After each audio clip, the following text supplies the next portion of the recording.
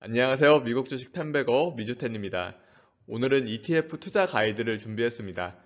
친환경 에너지 섹터에 대해서 이야기해 드릴 텐데요. 왜 친환경 에너지를 우리가 지금 주목을 해야 하는지, 그리고 우리가 투자할 만한 친환경 ETF는 무엇이 있는지 정리를 해봤습니다. 그럼 바로 시작하겠습니다. 요즘 러시아 우크라이나 분쟁 이슈로 밤잠 설치시는 투자자분들이 많이 계실 거라 생각을 합니다. 지금 영상은 3월 8일 날 찍고 있고요. 바로 지난 저녁 미국장은 다시 한번 크게 하락을 맞이했습니다.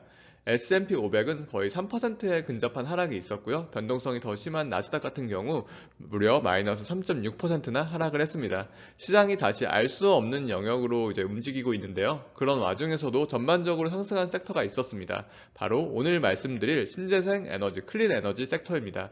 보시는 바와 같이 클린 에너지, 신재생 에너지들은 많게는 2% 가까이 상승을 했고요. 전반적으로 지수 대비해서 크게 상승을 했습니다. 신재생 에너지의 투자 포인트는 매우 간단합니다. 지난 2020년 코로나로 인해 대면 접촉이 힘들어지면서 세상 모든 것이 온라인화되고 온라인화되어야만 했습니다. 코로나로 경제 전반이 힘겨운 와중에 관련 산업은 마치 부스터를 단 것처럼 폭발적으로 성장을 했는데요. 지금 러우 전쟁이 지난 2년 전과 거의 비슷한 상황을 만들어내고 있습니다. 주요 산유국인 러시아의 전쟁으로 에너지 가격은 천정부지로 치솟고 있습니다. 전쟁으로 모두가 공포에 떨고 있을 때 오히려 이 신재생 에너지 분야는 2년 전에 온라인 비즈니스가 그랬던 것처럼 에너지 인플레 사태에 가장 유력하고 합리적인 대안이 되었습니다. 제가 ETF를 알아보면서 놀란 점은 관련 ETF가 의외로 많다는 점이었습니다. ETF가 많다는 것은 첫째로는 시장의 관심이 그만큼 크다는 증거이고 두 번째로는 이 섹터를 바라보는 다양한 아이디어와 시각이 공존한다는 점입니다. 먼저 6가지 ETF를 규모 순으로 정렬을 해봤는데요. 블랙락이 2008년도에 런칭한 RCLN이 가장 큰 신재생 에너지 ETF이며 그 다음으로는 QCLN, PBW, ACES, PBD, 마지막으로 RNRG가 있습니다. 그럼 이 ETF들의 최근 성과를 바로 비교해 보도록 하겠습니다. 먼저 최근 3년의 성과를 비교해봤는데요. 수익률 수는 지금 이렇게 보시는 바와 같습니다. QCLN의 좀 아웃퍼폼이 눈에 띄고요. RNRG의 언더퍼폼이 또 눈에 들어옵니다. 나머지 4개의 ETF는 거의 대동소이한 수준입니다. 코로나 이후에 이 가격 움직임을 보시면은 미국에서 친환경 에너지 육성을 대선 공약으로 내세운 바이든 대통령이 취임한 2021년도 초까지는 친환경 에너지주가 굉장히 폭발적으로 성장을 하였습니다. 하지만 막상 바이든 대통령이 집권을 한 2021년도 초 이후에는 그 열기가 한풀 꺾이면서 주가 상승의 상당 부분을 현재 반납을 한 상태입니다. 하지만 그러던 와중에 최근 전쟁 이슈가 발생을 하면서 다시 친환경 에너지에 대한 관심이 조금 증가하고 있는 그런 실정입니다. 그럼 이제 각 이 펀드들이 어떤 주식들을 담고 있는지 또 살펴보도록 하겠습니다. 시간 관계상 최근 성적이 좋은 4개 펀드만 살펴보도록 할 건데요. 먼저 최근 성과가 가장 좋은 QCLN입니다. 가장 많이 보유한 종목은 반도체 회사 온 반도체이고요. 그리고 그 다음이 전기차 업체 테슬라, 그리고 3위는 전기자동차용 리튬 공급 업체인 엘버말, 그리고 5위는 중국의 전기차 제조업체 또 니오입니다. QCLN은 탑5만 본다면 친환경 쪽에서도 좀 더 전기자동차에 포커싱이 되어 있는 그런 펀드 같습니다. 다음은 PBW의 탑5 기업을 살펴보도록 하겠습니다. PBW가 가장 많이 보유한 기업은 칠레 리튬 광산 기업입니다.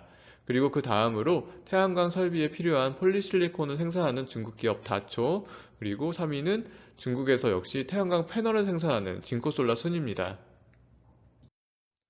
다음으로 가장 큰 규모를 자랑하는 ICLN을 보도록 하겠습니다. ICLN은 덴마크의 풍력 터빈 업체 베스타스를 가장 많이 보유하고 있으며 이 엠페지 에너지는 태양광 인버터를 생산하는 미국 기업입니다.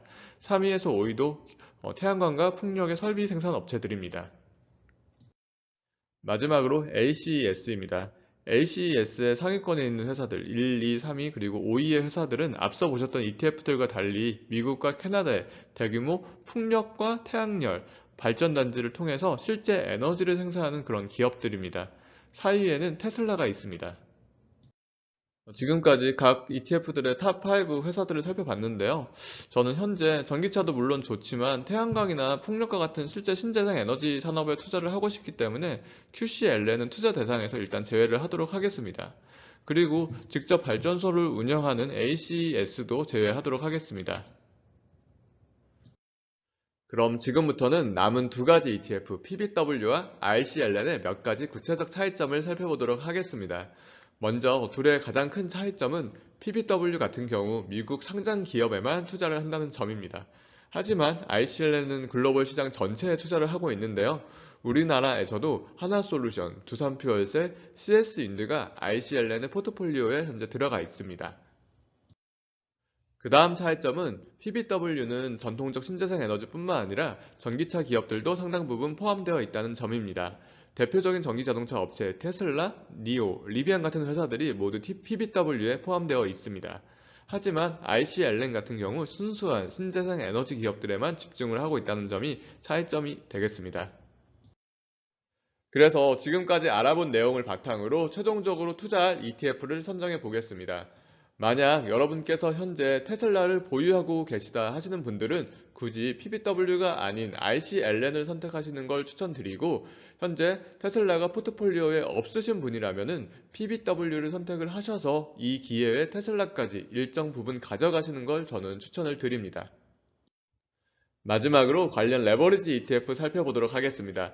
관련 레버리지 ETF는 현재 ICLN의 2배를 추정하는 KLNE가 있습니다.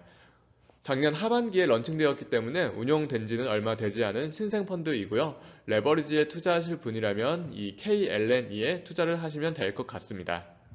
마지막으로 제가 처음 말씀드린 신재생 에너지 산업에 대한 비전을 다시 한번 천천히 생각을 해보시고 투자 결정을 하시길 바라겠습니다. 오늘 준비한 내용은 여기까지입니다. 최대한 담백하고 핵심만 전달을 하려고 노력을 했습니다. 많은 도움이 되었으면 좋겠고요. 다음에 또 찾아뵙도록 하겠습니다. 감사합니다.